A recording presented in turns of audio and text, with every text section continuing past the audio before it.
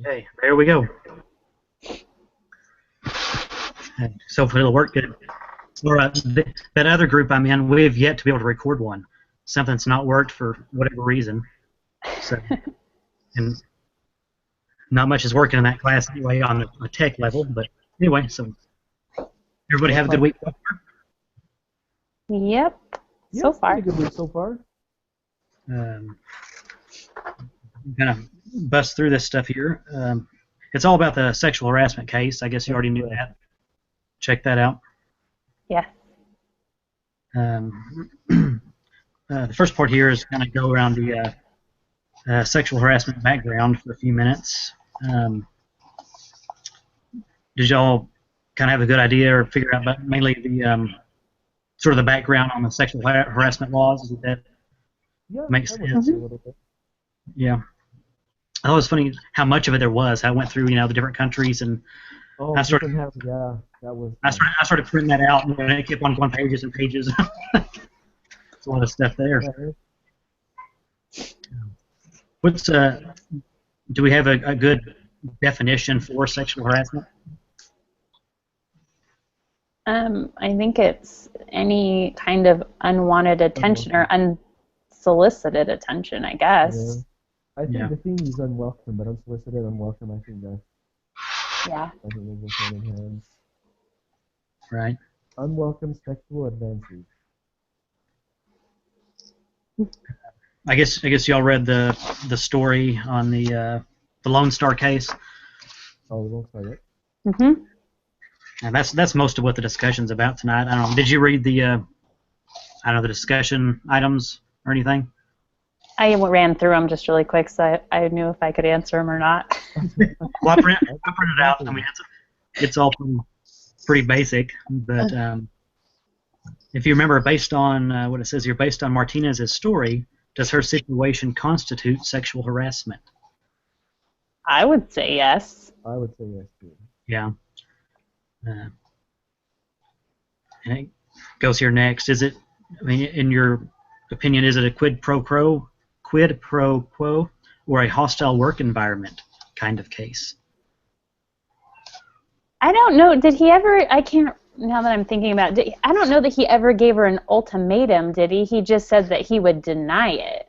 I don't think he said he would fire her, or did he? Did I miss that? I don't remember where he said he would fire her if he didn't, but I read it pretty. I kind of read it pretty fast. So yeah, well, it actually had never really specified if it was something. So there wasn't really enough information. Say if it was a quid, it mentions that she's afraid of being fired, which might imply that was something that could happen. Yeah. But based on the facts that we have, it's more just a hostile work environment. Right. That's what I would.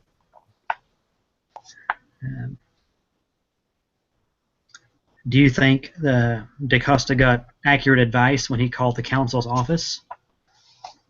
If you remember. I do think he did get good advice, because I think it should have been reported, like the lady said, that if it was to ever go to trial, that they could get in trouble, and if he had to go on the stand and whatnot. So I think that he should have done something about it. Mm-hmm. Yep. I do that advice. Something like that. And just on a follow-up on that, why might a lawyer representing the company insist on instituting a formal investigatory process? Somebody who works for the company? Yeah.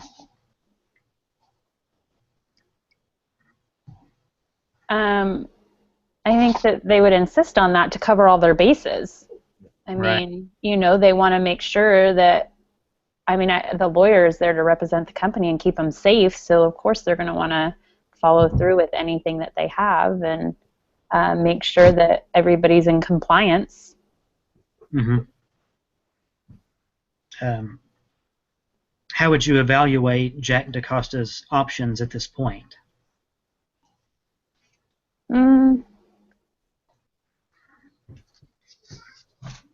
I think his only option is to call and start the case or start the investigation. I don't think, personally, because the lady basically I don't know. I think she could find out who called anyways with today's technology.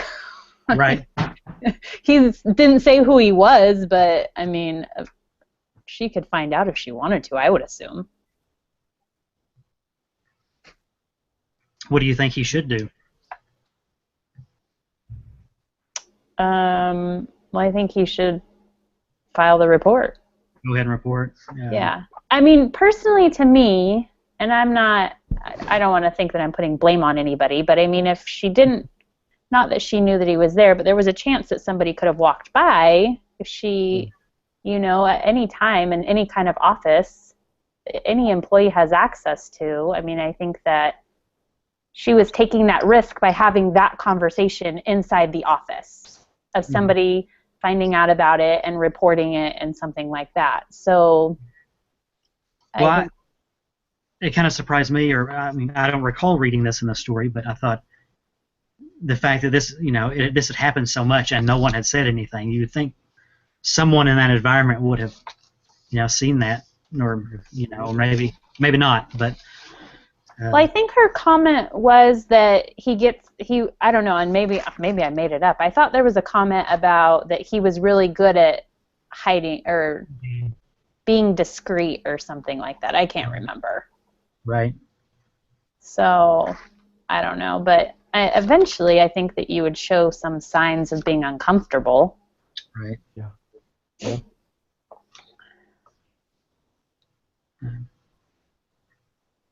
I'm trying to reach the end of it right now.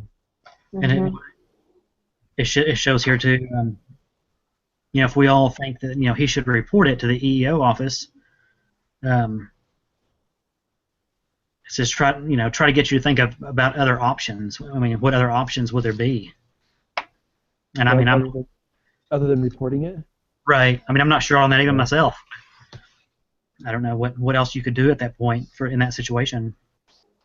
I don't know that there is anything to do. Like I think he would, if he's already said he's going to deny it, so there's no point to. I mean, I don't see there's a point to go to him about it. Yeah. And it's an interesting thing here. If we think that she's not going to get fired because of retaliation, what proof does she have of the harassment at this point? Yeah. Well, I guess she doesn't have much besides word of mouth. But does that prevent her boss from firing her for something else and just saying, it was another reason? Right. I mean, I think that if it is bad enough, somebody's emotional distress will take a toll on them, and family members and things like that can be intuitive to those kinds of things. So maybe that would be the signs. I don't know. They don't maybe directly know why it's happening, but she's been different for the last 6 months because she's been under the pressure that she's been under. I don't know. Mm-hmm. And it says here, does filing her harassment claim prevent her from ever being fired? Not necessarily. Right. That's what I think. That's an unusual question to ask on here, but I think it doesn't. But I guess you'd have to kind of prove in the case that that she would not be retaliated against. I mean, I don't know. That's kind of a hard one to say, I think. But I wonder though if he stays. Right. Well, it comments here, think about Jack's ethical duty in that. I mean, does he owe any ethical duty to other possible victims of the perpetrator? Or does he owe Julia any ethical duty if she feels unable to stick up for herself? Yeah.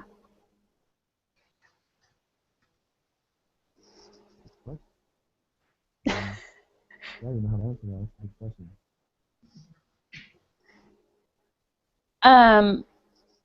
good question. What was the question? Sorry.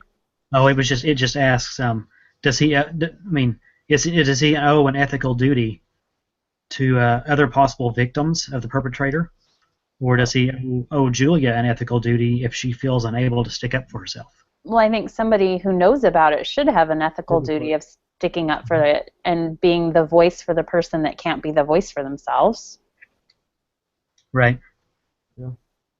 I think where he, because it said something about, she was like, oh, I'm just going to job transfer or something, and so, I was just reading that she's going to transfer, so don't say anything about it. 'Cause I'm just yeah, but he was saying in his head he knew that that might not be a possibility, and so I think even more so with that matter, if she has to be stuck there because she won't be transferred, he should, if that's not a possibility. I mean, I think the guy should be punished no matter what, but Right. Yeah. I mean, I think that he does have the ethical duty to stand up for her and be a voice for her if she's saying she can't do it. Hmm. I agree. Does he owe any duty to the company? Leaving his ethical obligations aside, would it be wise to do nothing, considering the lawyer's warning about what might happen in a court case if he had to testify that he heard the conversation and did nothing?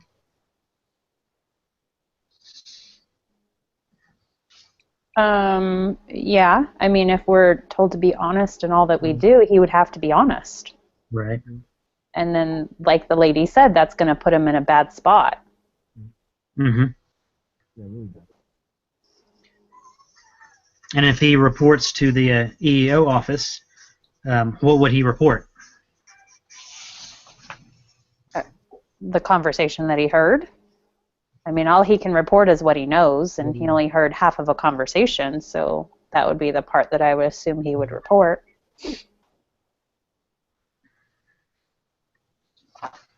But that's mostly what it's got here on the discussion for that case.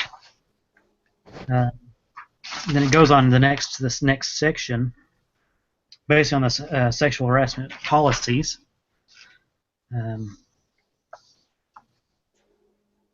Did you understand that pretty well, mostly? Any questions on that? Yeah, on just like the basic policies. That's off of the Harvard business thing? Yeah. Okay. Yeah. Yeah, the note on the law of sexual harassment. Mm-hmm. Yeah.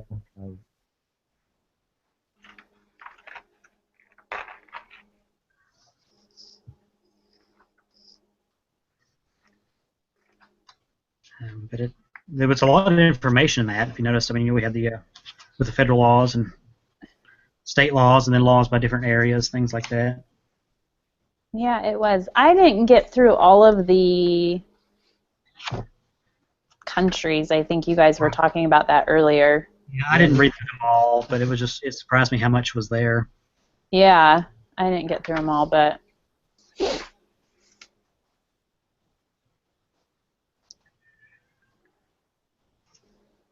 Yeah, Russia, South Africa, India.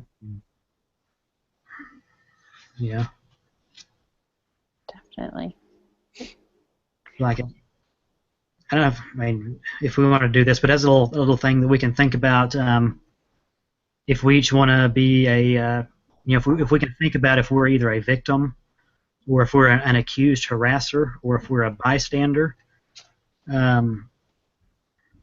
If we were thinking about a sexual harassment policy, is there anything that kind of we would want to see in a new policy, or procedures that the organization that we work for would kind of stand behind?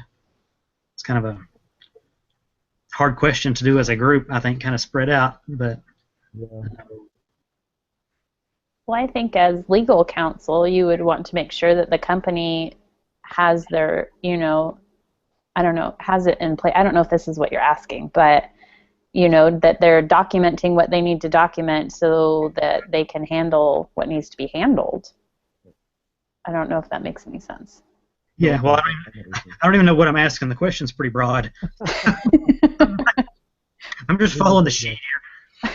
But I mean, yeah, I think any policy that we would any of us would work for, you'd want to have things in place, especially I think the no retaliation kind of thing, to kind of have that noted, and kind of an open door thing to where you feel comfortable going to speak to someone about it.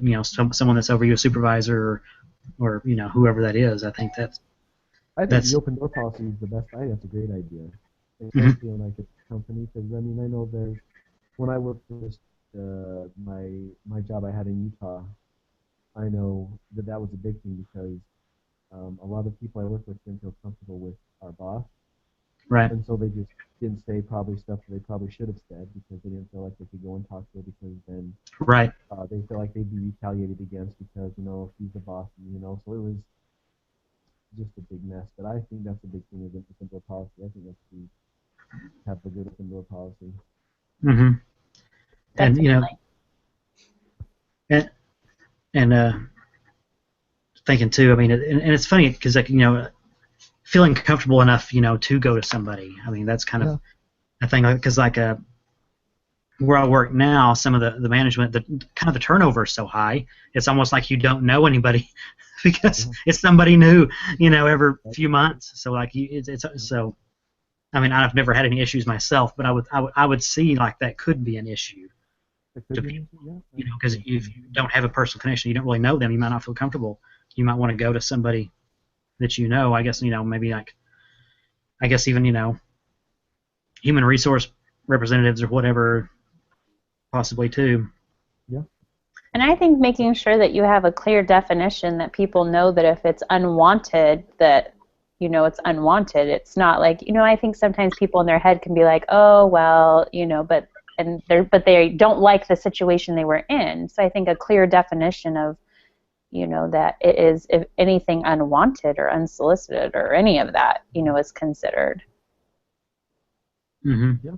Yeah. So. Nope, I agree.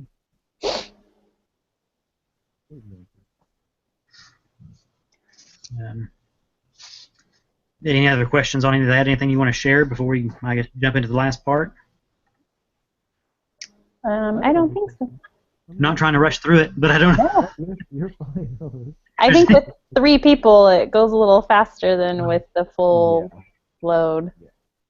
Well, basically, the last portion here will just tell about what actually happened in the Lone Star case. So I can read that to you. It says, when Jack called the corporate counsel, he forgot about caller ID. The lawyer used the information he gave her to figure out the people he was talking about. She contracted the Lone Star EEO, which launched a formal investigation. The EEO tried hard to get Martinez to cooperate. French denied all charges, claiming that Martinez had made up her story to protect herself from pending layoffs. DaCosta was asked for evidence, but he didn't have any. Julia Martinez's husband found out what was going on, beat up Julia, and forced her to quit. French survived the investigation with only a bruised reputation. He blamed everything on DaCosta for calling. There was so much animosity between DaCosta and French that DaCosta left the company after 3 months. So that was, how that ended up. So. Oh, goodness.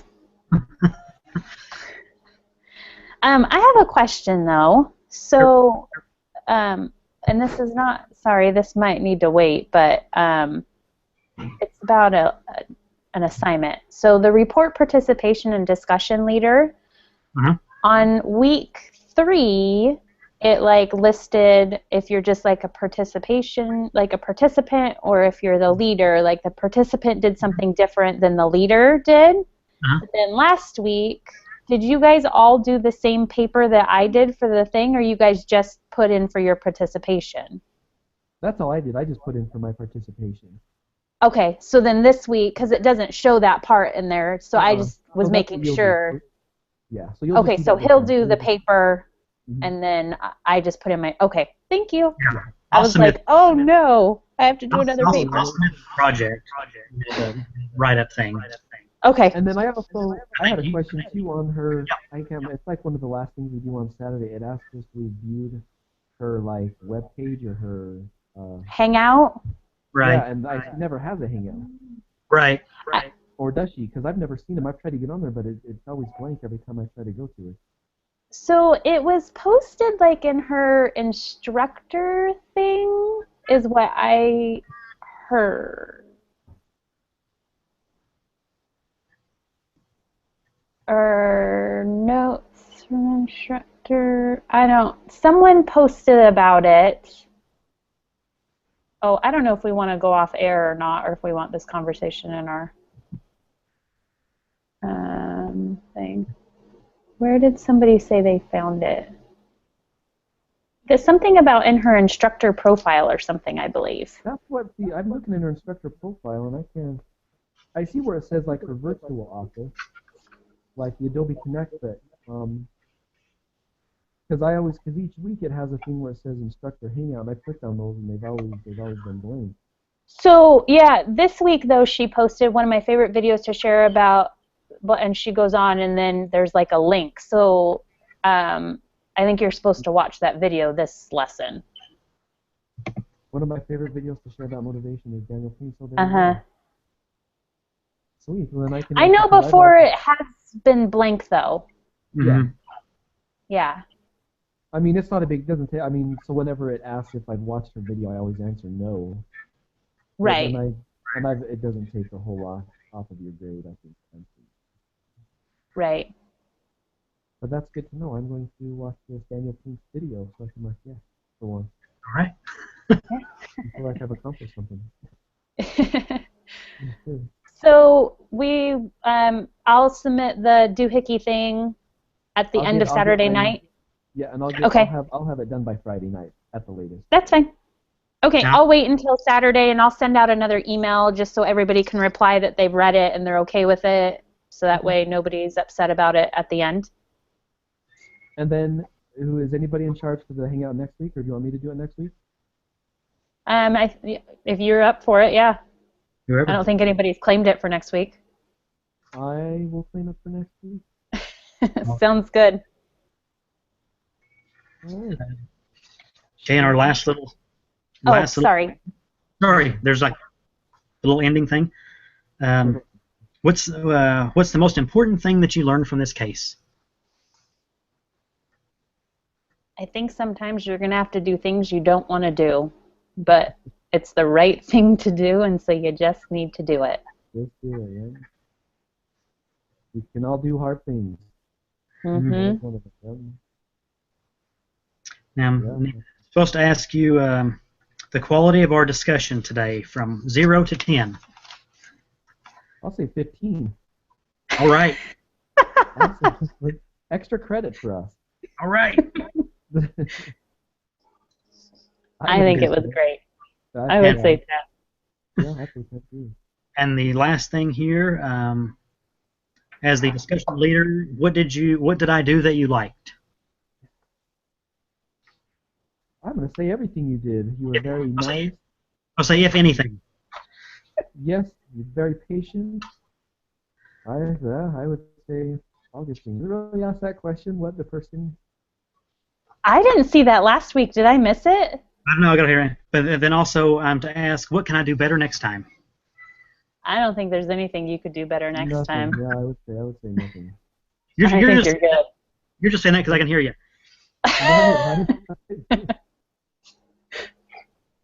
Well, yeah, then I honestly can't think of anything that you could do better. No. Then that wraps us up, unless you guys have something. Nope. Sounds good. Thank you, guys. Yeah, thank you, Scott, for doing that. Thanks, guys. No problem. All right. Stop the Bye. broadcast. See you next week. Okay. Bye. Right.